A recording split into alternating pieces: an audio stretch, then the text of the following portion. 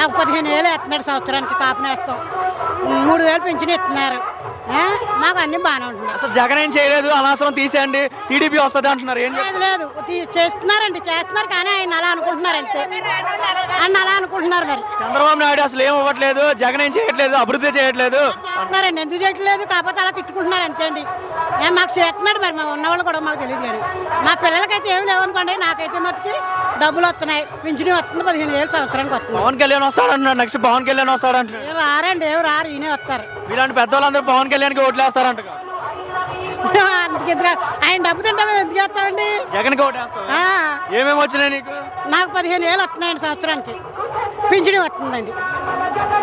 Development ఏం జరిగిందా?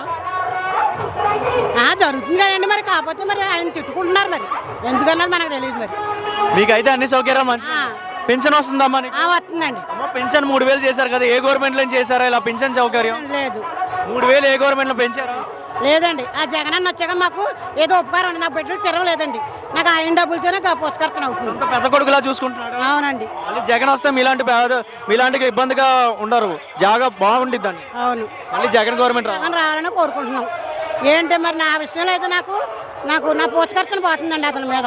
అదండి. పెన్షన్ అయితే మంచిగా ఉంది కదా? బాగుందండి. ప్రతి నెల ఆకండి వస్తుందా? వస్తుందండి.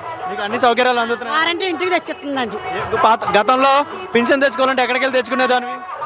మున్సిపల్ ఆఫీస్కి అక్కడికి వెళ్ళి తెచ్చుకునేవాళ్ళం. మున్సిపల్ బడిలోకి వెళ్ళి తెచ్చుకునేవాళ్ళం. స్కూల్కి వెళ్ళి తెచ్చుకునేవాళ్ళం. ఒక రోజు అంతా కేటాయించాలి. ఎలా ఉందమ్మా మీకు? బాగానే ఉందండి.